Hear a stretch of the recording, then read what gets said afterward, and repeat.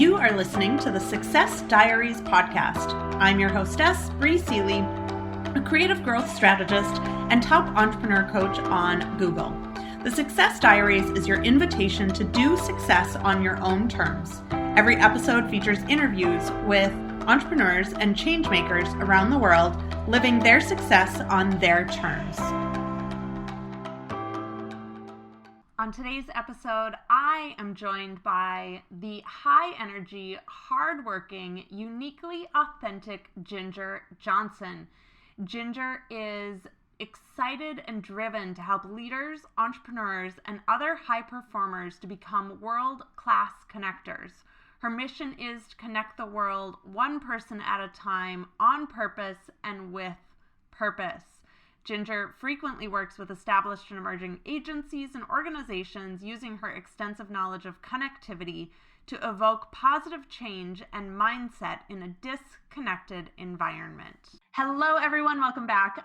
Bree Seeley here. I am joined today by a very good, what do you call us? Froligs, friends and colleagues. Yes. Very close frolic who I have masterminded with and just deeply, deeply, deeply respect so much. We met while speaking at the Wyoming Women's Conference. And so, hi, Ginger, welcome. Bree, thank you. The feeling's mutual, my dear frolic. It's great to be here. For anyone listening, yes, you can adopt that term. It's Ginger. Oh, please do. Go ahead and hashtag it if you want. Yeah, right on.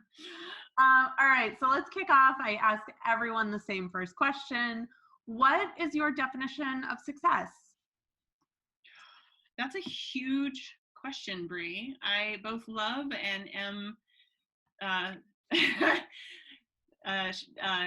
overwhelmed by that question because success is a different metric, I think, to everybody. So what makes you successful is what you want to be productive in.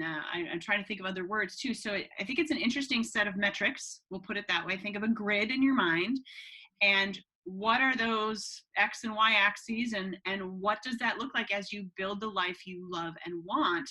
What are those components of what makes it successful for you? And I mean, this is really the exact reason that I started this podcast is because so many people have this idea that, you know, we're fed like the idea of preliminarily as like the nuclear family is success, right? So like it looks a certain way. And then if you decide not to do that, if you decide to say like, have a, you know, your corporate career or whatever, right? Like there's a certain trajectory of success that looks like. And unless you're aiming towards the destination that whoever has said is successful, then you're unsuccessful. Or as an entrepreneur, there's a lot of stories out there about like, well, if you're a coach, it has to look this way, right? Right. And even as a fashion designer, I got a lot of that. Well, you're trying to be a fashion designer in a way that's not the way you do it. And so, you know, this is really, the whole point of this is like, I want to highlight the differences in the definitions of every single one to essentially just like give permission to everyone to be like, you do you. Right. Absolutely. It can be a Rubik's Cube. It can be flat. It can be three-dimensional. It can be the sticky cobweb that's all intertwined in the corner that it looks like a cotton ball. And I think a really interesting point listening to you, Bree, is that when you think about the word success, are you thinking of past? Are you thinking of present? Are you thinking of future? So what are those things and how do they shift and change? For example, I'll come some super clean right here. Because you know me, I like to share what the truth is for me. And like, I just hit a 5-digit month. And for some people, that's no big deal. For some people, it's huge. For some people, you can't even imagine it. And what I mean by that is 5 digits in revenue, you know, more than $10,000. And that's a good living. That's a measure of success for me because what that means is all the effort I've put forward is starting to come to fruition. This stuff doesn't happen overnight. It doesn't happen in a conventional pattern. I know my parents are, while they're supportive, like one of them doesn't absolutely get, you know, quote, what I do for a living, because the metrics are not the metrics that they had when they were in their careers. So there's definitely some instability in how we think about things. And so what we get to decide is what are our own metrics, and are we looking forward? Are we basing it on past? And where do we want it to go? How do we want to feel successful more than attaining success? Because it could be said, Bree, that success is a journey. And while we've beat that damn saying into the ground, it's true because it doesn't stop. We keep going. So what makes you successful in different components and times of your life, different depending on the circumstances, your goals, your intentions, all those kinds of things. Well, and I love that too, because, we really are conditioned to believe that there's some sort of destination. Right. Once we retirement, get to 65. Right. You're like, wait a minute, what is that? I was talking to my fine husband last night. I'm like, but what does that mean? And is that even ours? No, is the short answer. So then now let's figure out what it means, which can be overwhelming. It can be scary. It can be very unsettling, and it can be exciting and positive all at the same time. Well, and for example, I know one of the women that I've interviewed for this podcast said, my definition of success used to be hitting 6 figures in my corporate career. And she was like, I got to that point. I reached that destination. Right. And I looked around and was like, and then what? Right. This isn't what I wanted. So we have these ideas of these destinations, and we wait to be successful until we've reached that destination, rather than, like you're saying, experiencing the success in the moments, in the journey. When Ginger and I got on, our videos are on for those of you listening, but you can't see us. We can see each other. Black, one's white. And Ginger's question for me was like, you look radiant today. Like, why do you look so radiant? And I'm like, well, no reason really. Like, I'm just feeling particularly good today, right? Like, yes. I'm choosing to feel successful today, even though, my metrics outside of me haven't necessarily shifted into where I want them to be yet. Mm-hmm. Yes, and you can still exude that. You're the queen of manifestation. I know when you and I talk, which is somewhat regularly, that word always comes up, and that can be a really big woo-woo. I don't know what the hell that means, so I'm not going to try to figure it out word. But that is definitely part of success to me, Bree, and that manifesting means setting the intention. Setting the intention means having a goal and setting your mind to attaining and to working towards it. It's not actually grabbing the brass ring. It's going around in the circle and saying, okay, what did I learn this time? What can I improve next time? How does that help propel me and frankly compel me forward? And that comes out by how we look, and like it or not, how we look has a huge impact. It's a huge impact. It has impact on others, but it has a huge impact on how we think about ourselves. And so, like, I saw a speaker one time says she can't build the dream looking like a nightmare, and it cracked the whole audience up. I'm like, oh yeah. So a metric of your own success could be like, what do you wear physically that makes you feel great? If you haven't figured that out yet, that's actually a really great component, because once you figure that out, once you know what you feel great in, then that's one other thing you can like release that energy and put it towards something else. That's a big thing for me. It sounds small, but it's a really big thing, because what we wear is how the world sees us, like it or not. And that impacts a lot of other things outward in our quote success. So kind of what I'm hearing you say a little bit is like, yeah, success has some of the metrics that we get to define for ourselves, right? Mm-hmm. And success is also like a feeling at the same time. For sure. Absolutely. How do you tap into that feeling for yourself? Like, what does that look like? Aside from obviously what you just mentioned, like what you wear. How does success feel? Is that what you're asking? How do you experience, how do you like create that feeling of success within you? Or do you purposefully or intentionally kind of like step into that feeling, or like choose to feel that? And if so, like, what is that process like for you? Sure. So years ago when I was in the hardware business, I loved hardware, retail hardware business. I worked for Ace Stores. Loved it. It was very purposeful to me. It was very resonant with me personally. It was very purposeful. People came in, they wanted stuff fixed for their life, in essence, making their life better. And I remember one day I came in and I was going through a really rough personal patch. And I thought, I am here to serve my customers. So I'm going to leave that at the door. As hard as that is, that's what we need to do sometimes, is compartmentalize that. We don't negate it. We don't get rid of it. We simply put it somewhere for the meantime, and then we get back to it. I was on the floor that day, retail hardware store, and I hit a moment, and I hit my own mental wall, and I thought, I got to get off the floor for a minute. And so success in that moment was calling a colleague saying, I got to leave the floor for a few minutes. Would you please come take the floor? There was no hesitation. He came right down. He took care of it. I gave myself that grace to have that space to get through those few moments. And then I came back. That's a measure of success. There are other moments in our life where we put a check in the bank and like, what is that? That's a success metric. Like my friend Eric says, like money is proxy for so many things. And I think of that's how it can feel or how you go towards it. Money is a tool. And I know you and I talk about money, and I like talking about money because we're not talking about it enough, because that 6-figure job your friend had, like that's not the end all. It's an enormous tribute to something, but you need to figure out what that something is and what you want it to represent. And then what do you do with that? So there's all kinds of caverns we can go in our head to get really clear of what does success look like for ourselves, and how do we feel in those moments and so forth. I mean, it's so big, it's going to take more than your podcast, but it's a great thing to unpack, because we look at people. 15 minutes. That's all right, 15 minutes. We look at people and we say, oh, they're successful, but that's on our metrics and not theirs. Yep. What I love especially about the story that you just shared is that a lot of people would look at that experience that you just had of having to walk off the floor and step away as unsuccessful. Right.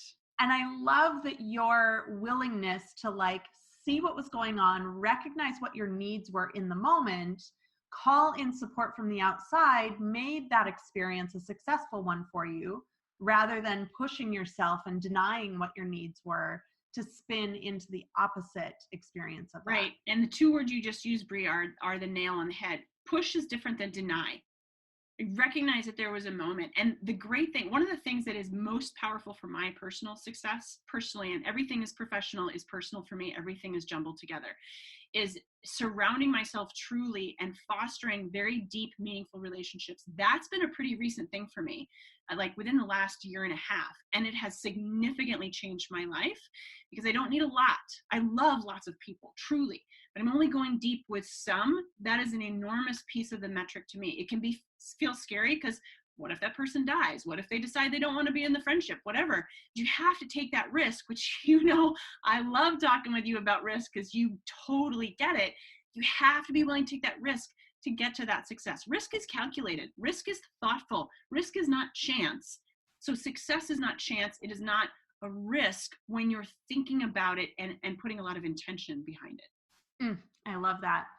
Also, I'd like to point out that Ginger and I met approximately 18 months ago, so I'm not saying they're related. Oh, I think they are. Are you kidding me? That lightning bolt, the flicker of the lights in the room, I think that was for us. Oh, that's so funny. So if someone's like on their journey and they're struggling with creating this definition of success for themselves, or they're struggling with being in this paradigm between success and not success, or like stopping themselves from feeling success on the journey, right? What do you feel like would be one or two things that either have helped you, or that you teach, or that you see help others? Yes, great question. Well, connectivity is my jam. Human connection is my area of expertise. I help people learn why and how to connect. Those would be the two. I would encourage people to put some serious thought behind thinking about why you are who you are. It's not what you do, it's who you are. You can do anything. You're a smart person. Everybody listening, look at your fine self in the mirror today and say, I am a smart person. I can figure this out. With that, then connect with the people who will support you honestly, truthfully, lovingly, unflinchingly. If they're not going to do those things, they're not your people. They're not bad people, they're just not your people. So learning why you're doing the things you're doing and living the life you're living, and want to build a life you want to build, and build out those metrics, whatever they look like to you, figure out that why first. So why is your core, it's your heartbeat, it's your soul. And then look at who are you connected with. You and I, Brie, we've gone deep quickly. Yeah, I can't believe it's been 18 months. It feels like it's been 18 years. And I'm not saying that, like, this is not glib, this is not superficial, listeners. This is real. I feel a true connection with you, Bree. And I know it's mutual because we've got certain components of who we are figured out. There's a whole lot of other stuff we don't have figured out. And that's okay, because at the core, we know who we are. We know that we love ourselves, we believe in ourselves. And to bring that to full fruition, we need to have the people who see us that same way, who will believe in us, who are really connected to what our vision is as well. That's the magic. Knowing your why, then figuring out who to connect with and who to be really deeply connected with changes everything. Yeah, I teach a lot of like values-based living. And unfortunately, up to a certain point in our own personal evolutions, we're living out the values that have been given to us by others. We're living out the values that our parents had. We're living out the values that our culture we were born into has, right? And so really getting clear on like, what are those things that are important to you? What are those things that drive you? And then exactly finding people to, you don't necessarily need to like, I don't know what your values are. You don't necessarily need to have the same values as No, no, no, but not you at need to all. like recognize what the other person's values are and be willing to Yes. support them and uplift them in their values, not in your values. Right. Respecting someone is different than agreeing with somebody. I think we need to be really clear on that. Having a conversation is about respect and about listening. It's not about agreement or even consensus. It's about agreeing to be ourselves and respecting each other for the differences. In fact, if we have all the same people in the room, we are wasting precious time, valuable opportunity, because we need to have the robust debate that connects us and still we respect each other. We don't have to like each other. Respect is different than that. Being connected with that is a huge measure of success. It does take definite intentional work. When you're able to do that, it's clarifying, it's cathartic, and helps you keep moving forward. Yeah. So based on all of this, I would say that maybe a good definition of success is being yourself and then getting to be yourself with other people who support you being yourself. Is that? Yeah, be yourself and be really strong in that. I remember years ago, it's another micro story. Years ago, I was visiting my parents. I was in my 20s, I think, and I was visiting my parents for a workshop. And they sat me down and they told me something that was very unsettling. And they basically gave me an ultimatum. And it was the weirdest thing because it came out of nowhere. And I went to bed that night thinking, wow, okay, what do I do with this? I woke up the next morning. I have never told anybody this story. I woke up the next morning and I said goodbye to my parents just calmly and like, all right, if this is what they're choosing, this is what they're choosing. It's not what I choose. I still get to choose what I still get to choose. I didn't know if I'd walk out that door, Bree, and never see them again. I am in contact with them and we have a relationship and so forth, which is a really interesting moment of being incredibly solid in who you believe you are first and foremost. Family is a funny thing. We both know this.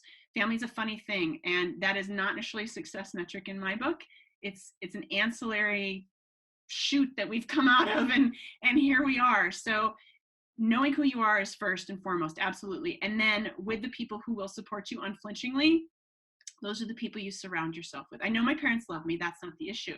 There was something else. I still don't know. It didn't matter because I needed to go forward with me.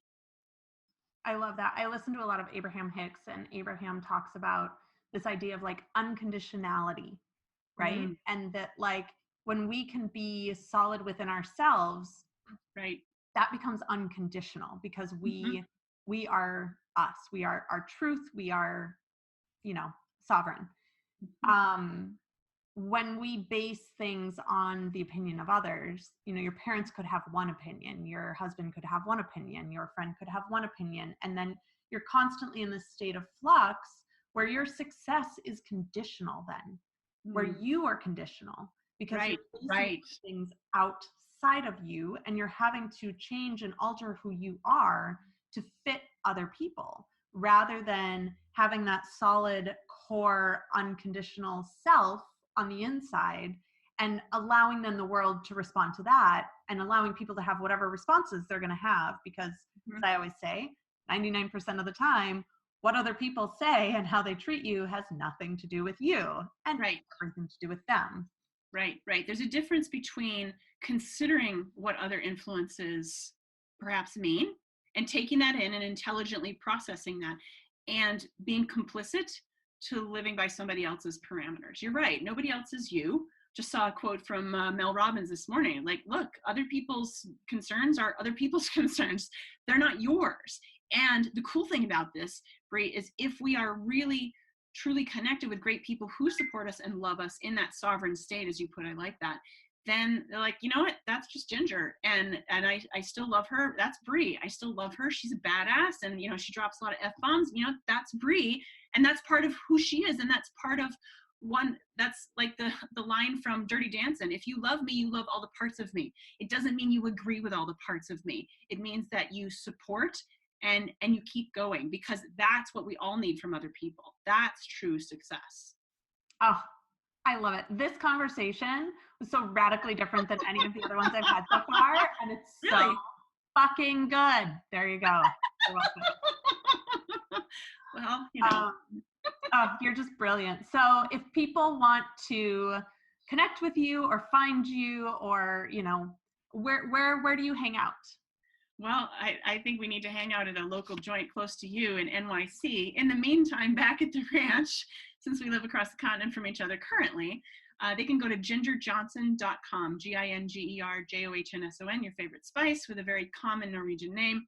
And everything you can find there, speaking, writing, coaching, it's all there. And of course, I do reference you, Brie, because, you know, you have so much great stuff. You were at my summit last fall. I know we got a lot more great things ahead. So if you forget that, just reach out to Brie, of course, BrieSeely.com, and we'll go from there. And I do also happen to know that Ginger does like LinkedIn. So if you're looking for daily insights. Well, yeah, I'm on all the usual. I'm on YouTube. I've got a lot of videos, a lot of free information on how people can learn how to connect and why it's important. Definitely active on LinkedIn. LinkedIn community is remarkable. Twitter, Instagram, still learning. But yeah, connect. I'd love to find out who's listening and writing their own success diary. Love it. Wait, don't go yet. I wanted to say a quick thank you for joining me for this episode today. I am so incredibly grateful you are here. 2 last quick things. 1, I want to hear what's in your success diaries.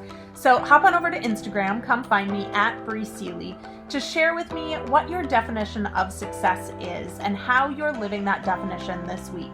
Second thing, if you are an entrepreneur and you are looking to build or scale your tailor-made business to monetize your genius, I have a great free course I would love to share with you. You can grab it at brieseely.com/yes.